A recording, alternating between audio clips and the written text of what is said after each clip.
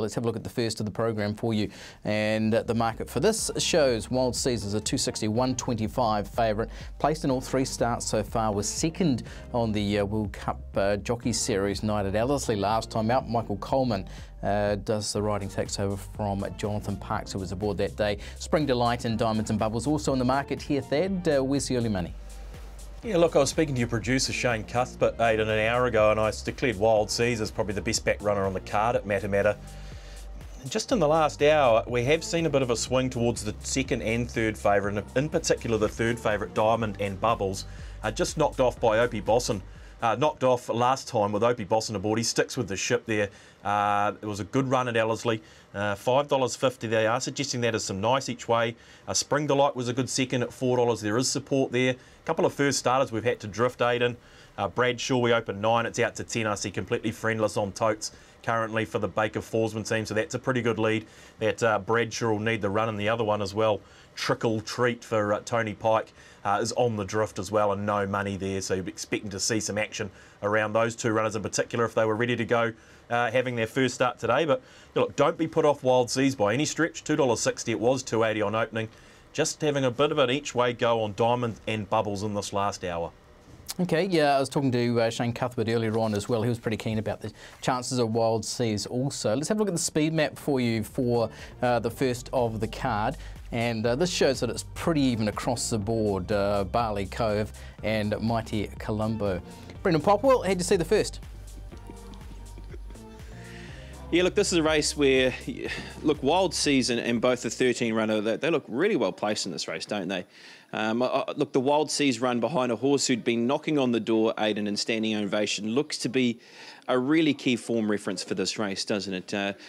On song with the form leading up to that race as well, and then put in that very good placing. I think you can understand where that money is coming from, though, with Diamond and Bubbles as well, which is running number 7. Opie rode the horse in the World Jockey Evening and sticks with the ship here this afternoon as well for Moira and Kieran Murdoch. But this is the effort in behind standing ovation for Wild Seas, when really fighting on up close to the rail into second position. Of course, when you're reviewing these particular races, you have to sort of go back over them a number of times just to be able to get an idea which horse is yours with the different colours. But a horse who does a good job to be able to fight on and finish into second position there with standing ovation. It was beautifully ridden by Ryan Elliott by saving all that ground after being slow away and hugging the rail and getting the victory. But standing ovation had been really well spruiked in previous races, and look, wasn't able to get it done at Avondale and in a couple of other race meetings prior to that as well, but got it done there, and I think that form can hold up. So I'm with Wild Seas in the first. Diamonds and Bubbles number 7 is my second selection, and then the 13 in the book in Spring Delight. It's really hard to go past those form runners, I thought, in the first of the day. Yeah, Spring Delight was good last time. I only caught late and would have to be a factor in this for sure. Let's move you on to the second. This one, the KR Bell Electrical Maiden over the 1,200 metres, and You're Welcome, a 210, 114 favourite. There's money around here for Raz and Fuin Songs, who's done very little wrong so far. I think this one got a shout out from Jamie Richards the other day. Thad, You're Welcome, money coming for it? Yeah, it is, Aidan. We're pretty happy with the 210 at the moment, to be perfectly honest. I like that, looks pretty short on the eye. I don't know if we're going to get a replay of the trial, the last trial of You're Welcome with Opie Bosson aboard. He might have hurt his neck a couple of times having a look around waiting for them to get there, but he did it effortlessly, You're Welcome. It was an impressive trial. I do urge you to go and have a look at that, and I think you'll see it coming very close to that $2.10 price by the off around You're Welcome. But the local Golden Sun, Aidan, has had support. It was a bit of an eye-catcher, getting home strongly for 4th at its last start. And look, Raz and Fuin Songs have both been reasonably easy at this stage, and particularly Fuin Songs been 420 out to 5. Look, you wouldn't rule it out certainly, but I would suggest You're Welcome is one of the better bets of the day on the card there at $2.10, and I think you won't get much higher at any point throughout the day from us anyway. I think Brendan Popwell is going to ensure that you get to see that trial again too, Thad. But first, let's have a look at our speed map, and Fuin Songs Leonardo, the key speed in the race here. Yeah, we've got Your Song around about midfield here on debut. Geez, the Camelots are making an impact here, Brendan, aren't they, when we think about Swords Drawn, Lord Arthur, and there might be a derby type among them as well.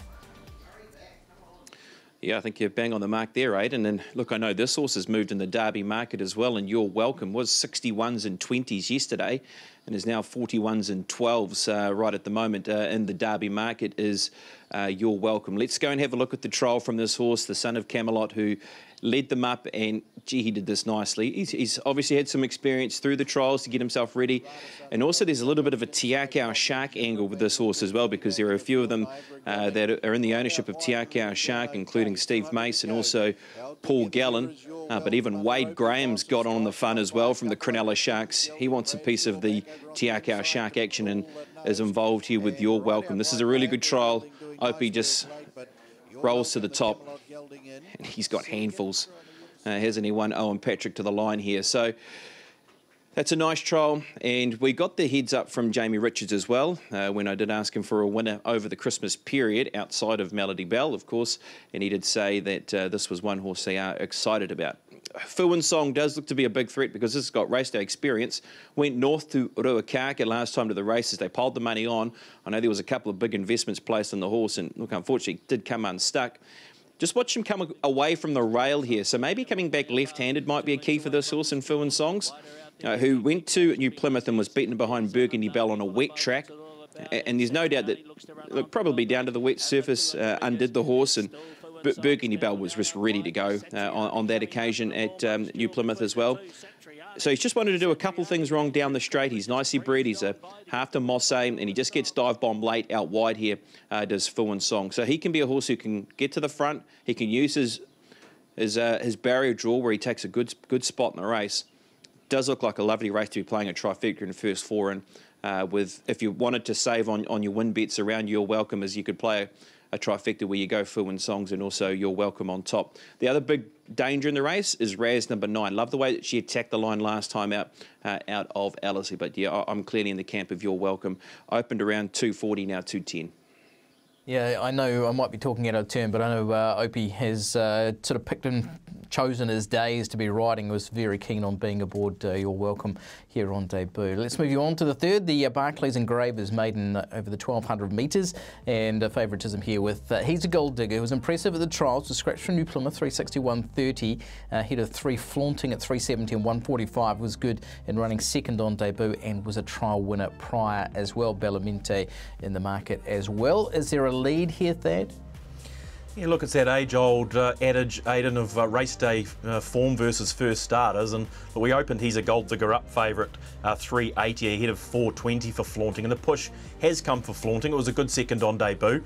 But they will fight out favouritism, there's no doubt about that. I wouldn't rule out He's a Gold Digger starting slight favourite ahead of flaunting, but at this stage the worst result for us is the David Green runner in flaunting. Look, Bellamente right there at $4 and Sizzler at $6.50. Usually I can find you maybe a roughie in these 2-year-old races that they've you know, just having a little go at it, longer odds, but I can't here, guys. They're all about that top 4, and at this stage flaunting our worst way. Yeah, and of those top 4, Elliot Powers, a trial winner at 12, seems to be an okay price. Brendan, how do you assess this? Look, I really did like the trial of He's a Gold Digger. This horse was impressive at the Waipa trials. As you said, they didn't go to New Plymouth. That was a race that they did nominate for and accept, but did scratch, and they've gone with their home meeting here today. Jake Bayliss doing the riding. Look, this is a trial from the horse where he was able to scoot over from a wide gate, get over to the aluminium, and then kick on strongly here down the straight over the distance of 850 metres, and wins by 3 1/4 lengths in the end. Does He's a Gold Digger for Ballymore Stable. So like what I've seen there, and very impressive to the eye. And Jake Bayliss, I know, is excited about riding this horse. He's got a tough few days coming up. He's got to get down to 52.5 kilos for the Rich Hill Mile, does Jake Bayliss, of course, with his ride on the rocks. Let's go to some race day form now. And look, it's a very good race day form reference, isn't it? Because Your Deal is a horse that is qualified for the Karaka Million with how impressive that runner was when winning at Te Rapa. But let's take a guide off the second horse out of that race, and that was Flaunting, who was able to do a nice job to cut the margin down at least to somewhere to 5 3/4 lengths at least in that particular race out of Te Rapa. So that's a good enough guide. I know that Powers at B was also in this race, has been a defector, and is down to race on New Year's Day in the Eclipse. But this is Flaunting late in the race. Once getting to the outside part of the track, does a nice job to finish into second position. So if you just solely watch what she does here, the daughter of showcasing, because clearly Your Deal really explodes late on this race and puts a good margin on them. But this horse, Flaunting, does a good job to hold out the challenge from Powers That Be. Elliot Power is drawn in barrier number 1, and we're going to go back to this horse winning a trial. This was a trial around Te Araho. Was able to show some nice speed out of the barriers, this horse, so a chance to try and use that here this afternoon from the ace barrier draw. Elliot Power was able to position outside leader here in this trial, and look, there was a few horses here that were keen to have a look, and this horse fights on nicely under the urgings of Lindsay Satherley, and she takes the race day ride as well, and was able to win this trial by half a length. So if this horse, as I said, can show that same sort of zip out of the trials, can certainly make use of an inside gate. I went with He's a Gold Digger on top in front of the 3 and Flaunting. Bellamente, number 7. Now, she is a horse that is a half to Bella Joya. Didn't mind her trial, actually. She comes out of a trial where Chiarita was the winner of it. Now, of course, second in that trial was Scotch, who's been a winner at New Plymouth, and Chiarita was also placed on Boxing Day. So a bit of form around that Bellamente trial, where she finished into 4th position, and she was making good ground close to the rail. 2, 3, 7 and 1 in the 2-year-old. Okay, let's move on to the 4th here, and this one, the Matamata Meat Company, or the Meat Company Matamata 1400, where together at 290 and 110 has impressed in the last couple. Looks like a really progressive filly.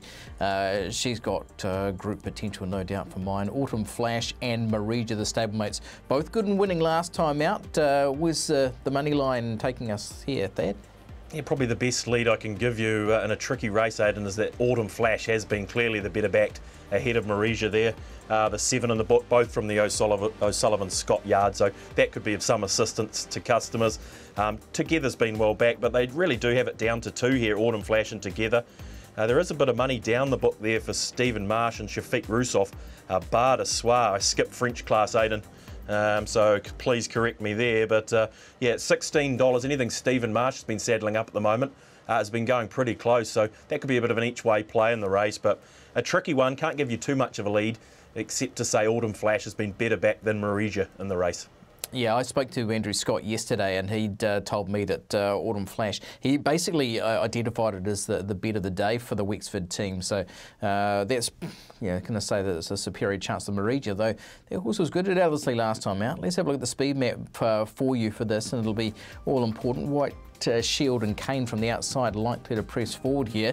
Looks like a competitive race, but it sounds like it's down to 2. Are you in that way of thinking, BP? Yeah, look, I'm really keen on Together. I think this horse has got something about it, Aidan. I really do think this horse can go to a next level, and it's all about progressing at the moment with Together.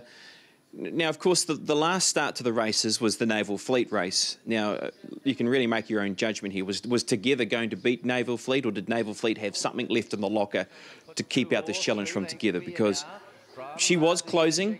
She was about to get alongside before the mishap happened, about 150 short of the line. So, look, you can make your own decision if this horse was going to win the race in front still, or was Together building that momentum to win the race.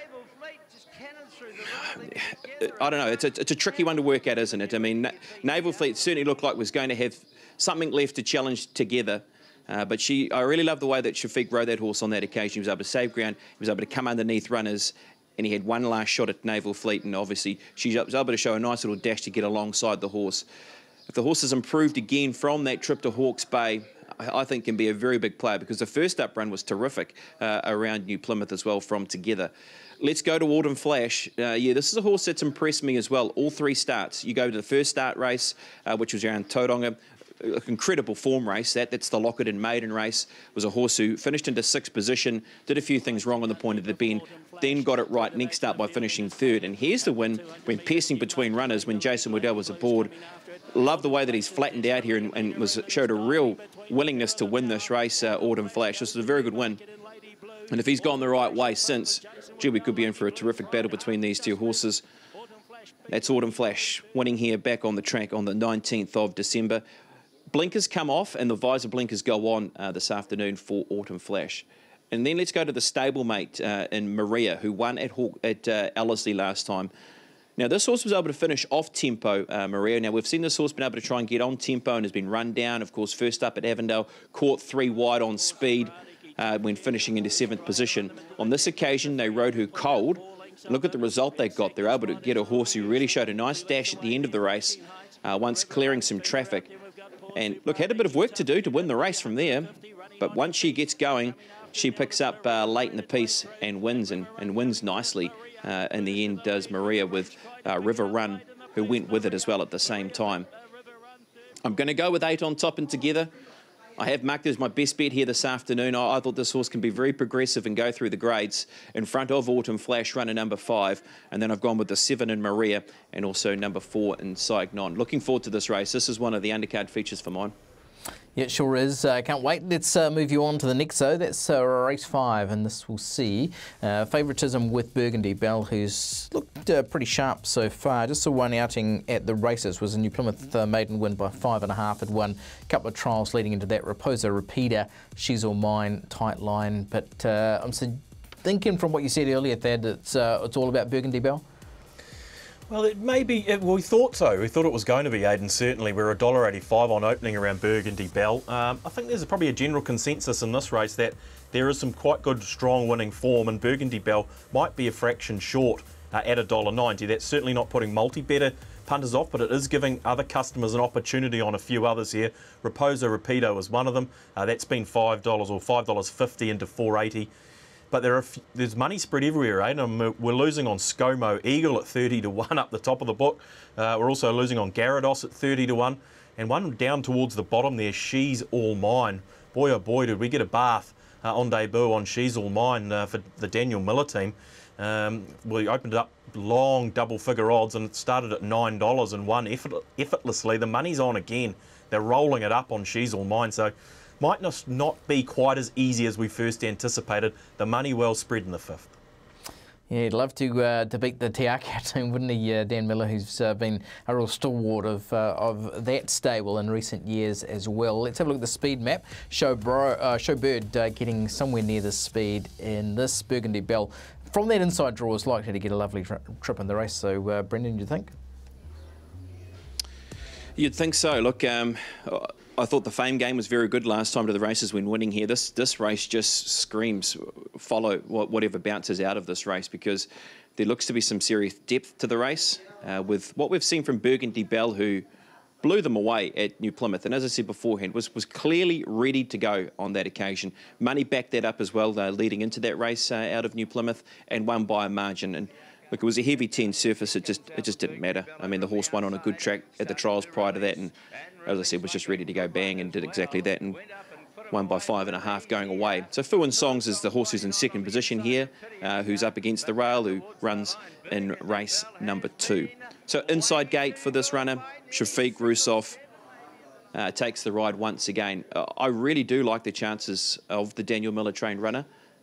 We'll have a look at the Fame game first of all, then we'll have a look at She's All Mine.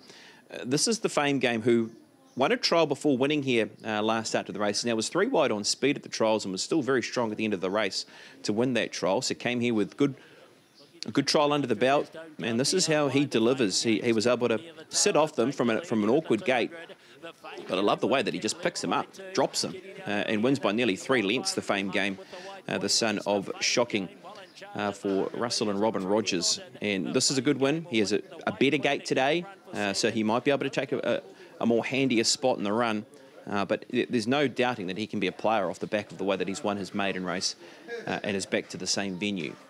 Let's go to She's All Mine now. As Thad said, this horse was really well found at Pukekohe Park, got into single figures. I've certainly found it today as well, because look, she was $15 yesterday, and she's now $7.50 or somewhere around that mark. Now, Tegan Newman was able to ride the horse very positive in this race from an inside gate, was able to get to the front. I know they were closing late, but at the same time, she was still holding as well, the daughter of Super Easy, and She's All Mine. So that weight relief again today, 52.5 on the home track.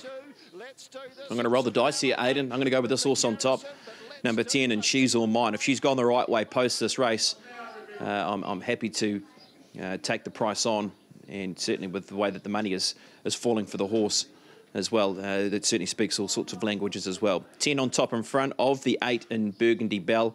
The 6 in Raposa Repeater. Now, that horse ran second in the Harley-Davidson race, of course, that Stephen Marsh did Quinella with that runner, Raposa Repeater. I know that, as Thad said, has been well specced in the market. So 10, 8, 6 and 2 in a nice race. Good on you, Brendan. I wondered what had gone from 15s to 850, but now we know.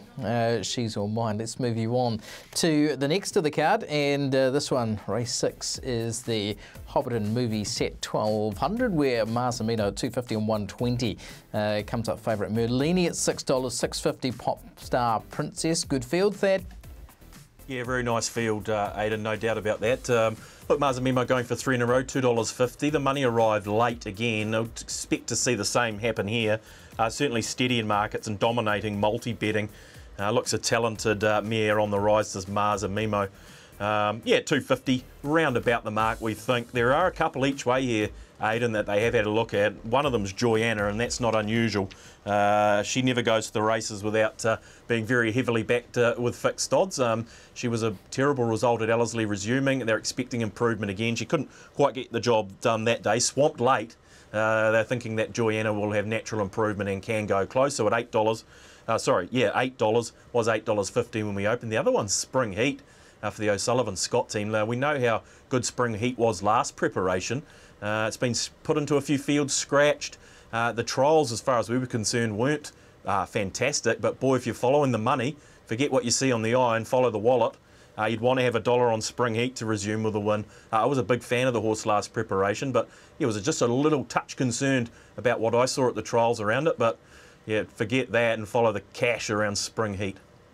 Yeah, interesting, isn't it? Because I did speak to Andrew Scott about that very thing, and he said, yeah, the trials were only ordinary, but they have been really pleased with her track work, and they're basing their expectations on just how she goes in that. Okay, let's get you to a speed map and see Merlini getting forward. You'd expect Popstar Princess would want to hold up from barrier 2. What do you think, Sir Peter Popplewell? Yeah, look, this is a race where there is a torrent of speed, isn't there? Popstar Princess missed the kick at Te Rapa, as we saw last time to the races, and that put that horse's chances to bed when last presented to the races. Merlini loves to get up and running. Of course, we saw Matamata ridden off them last time to the races, was just a stride slow, but we've seen what that horse can do when getting to the front. So it really does set up for a race where it's going to be hotly contested up front. Matamata, I love the fact that we've seen a different string to her bow with the way she won this race. And she's just showed that she is on the up with how she won here out of Ellerslie. Smart ride in the end, because Andrew Corder, he was looking for gaps. He was patient, and then he found a gap late, and he wins the race with Matamata, who closed off at 270. So she's really impressed with how she's trialled up, and then what she's done in her first 2 starts to the races so far in Matamata. That's a decent win, that, isn't it, from her when winning out of Ellerslie. Spring Heat. Well, you're right, Aidan. What do we do with Spring Heat today? She is a winner of a Bone Crusher. She ran 5th in a Levin Classic. She was not far off them in an 8 carat. I think if she finds anywhere near that form, she's highly competitive in the race. Her trials have been so plain, it's you know, you don't know what to do with them. They've been awful, the Spring Heat trials. But yes, the work throughout the week has been exceptional around her. So I'm going to go with Spring Heat because of the chat around how well she's worked and the ability that she has. And it could just play into her hands if that is hotly contested up front. She might be able to sprint off that really good tempo. It's not to say that Matamata is not going to be able to do that as well, because we saw that at Ellerslie. So this is going to be such a tactical race. Matamata is a horse who comes in with 2 runs under the belt, though, up and ready to go, compared to Spring Heat, who hasn't had a start since the Levin Classic and has had 2 poor trials. I'm going to go with that horse on top, though, at the each-way value, in front of Matamata, the 6 in Popstar Princess, and also the 5 in Merlini. Intriguing race. Okay, we'll find out from that. I think he's pretty keen to take you on as well, by the sound of a couple of these too. Brendan, we'll get to him very shortly, but let's just move you on to the next, and this is the 7th of the card, the Blunterstock Achieving Excellence 2000 and 2000, of course. Yep, there we go. And of course, Kylie Bax and her team really enjoying a great run of success at the moment. Addis, so impressive last time, 3:30 and 1:40 over Vola Puamoa at 4 and 1:55. Thad, geez, Brendan Popple was giving you some big odds top selections. What are you thinking? Doesn't mind putting the boot in, does Brendan? Kick a man when he's down. Aidan, spring heat, and she's all mine. It's like you could see the risk manager here and looking at those big red figures, and he was following them in. So you'll be hoping one of those, if not both, can get beat. But going on to the 7th, look, Addis, we all saw it last time there at Tauranga over 1,600 metres, and it was look, very impressive indeed. Steps to 2,000 on its home track. We have had the biggest bet of the day on both venues in New Zealand on Addis, $10,000 at $3.40. So there's a real confidence Addis can make it 3 wins out of its last 5 starts. Vola Puamoa at $4 steady. There's a little bit of money at longer odds, slightly longer odds for Stacey Ann. You'll see quite short currently on totes. It was $9.50 when we opened. It's into $8. It does have a affinity with the Matamata surface and has been super consistent. You wouldn't begrudge it a win, Stacey Ann. But yeah, look, best backed and clearly is Addis. And as I say, the biggest bet of the day, 10,000 at 3.4.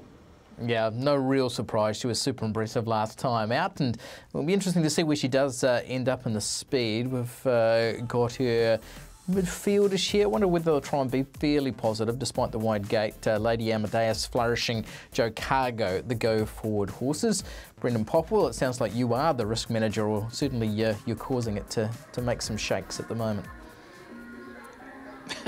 I doubt that, just coming through Christmas. Yeah, look, what I can say is Addis, as you said, Aidan, was so impressive, but had to be, though. That was a race that just, she had all the form going into it and just blitzed them. Look, it was a great pickup ride for Opie Bosson.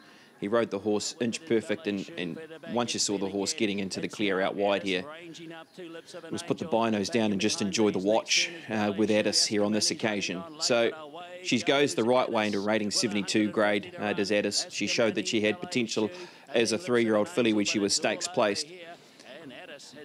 And Kelsey O'Donoghue do the training and Cameron Lammas back aboard. So, yeah, that was a very soft win, wasn't it? It could be a little bit of pressure in the race, as we saw in that speed map as well. That's only going to help her as well, where she just will try to find a position from her awkward barrier draw that Addis does have. I thought Vola Puamoa really caught the eye here last time to the races when rattling home into 2nd position. I know she can be a bit of a tricky horse to follow because she can do that, then she can put in a couple of crook ones, but she is 4th up today, and off the back of that local run, you'd have to give her a chance. So I went with Addis on top, runner number 7. This horse here, Flourishing. Now, this horse went up to distance for the very first time last start, and look, with her being out of a Zabille mare in Lafleur, she was always going to see a trip out, even despite the worries from Stephen Ramsey leading into the race, that he was just unsure of her seeing a trip first time. Well, she's seen it no problem. She's gone right through the line here as well. Has Flourishing, and Sam Collett takes the ride. Mark the 7 on top and Addis in front of the 8 in Vola Puamoa, then the 9 in Flourishing, and added into the mix in Chao Su Bao, who, talking of hard horses to follow, he certainly is one of them. He's trying to recapture his form that got him into the Derby, of course. He has an inside gate. He's got 3 kilos off with Taiki Yanagita. They're all factors that could bring him into the race to being a first full chance, maybe. Yeah, I reckon he's a chance for sure, Brendan. But yeah, that Addis video is pretty compelling stuff, isn't it? Let's move you on to the last of the program from Matamata, and this one, the Fairview Motors 2000 says Gree Dame, a $4.160 favourite over General Sherman at $4.20 and $1.60. What are the punters telling us in this one, Thad? Yeah, they're finding it pretty tricky, Aidan. It'd be probably the best summation. Gree Dame, probably, it's taken some punters' money a few times, and there's a little bit of trepidation in the market around Gree Dame. Stepping up to the 2,000 metres this time. Probably of the 2 favourites, General Sherman has been the slightly better backed runner at 4.2. So they are going to fight out favouritism, but it could be General Sherman who does assert favouritism. It was unlucky last time that had the run at 2,000 metres now, and yeah, 3rd up in this preparation. There could be some improvement around General Sherman. Certainly, Stephen Ortridge wasn't the first person. You weren't the first person Stephen Ortridge mentioned Sunny Rose to. Snuck home last time at big odds. Won't get anything like that today. It's been $7.50 into $6 around Sunny Rose, and a really good push there. She's obviously bred beautifully. Currently 81 in the Oaks, Aidan. We did speak about her potentially on an Oaks path. She was 151 before her last start win. So some people with some nice tickets at 151 around Sunny Rose, but a very, very tricky way to end the day. I haven't mentioned Lagatha either. That won at huge odds, 37 or 36 to 1 last time. That's been 10 into 8, so some interest there for the Ernie Griffiths runner. So in all that, and what am I saying? It's a very, very hard way to end the day there at Matamata. Yeah, it looks like an even race. Let's have a look at the speed map and then get Brendan Popwell to line them up for us. Ming's Emperor, the likely leader. How do you see it, BP? Yeah, look, to be honest with you, Aidan, this could be where I've already got the queue on the rack for this last race. The rating 65, I found it very tricky. Look, General Sherman is a horse I know that they've always had some time for out of the Pike Barn. And going off the last run out of Hawke's Bay, it looks close enough, doesn't it? I thought the Conning, if you're taking the line through the Fiscal Fantasy form line, it's pretty good because you've got Take It Out, who ran third in that race, came out and won last Saturday.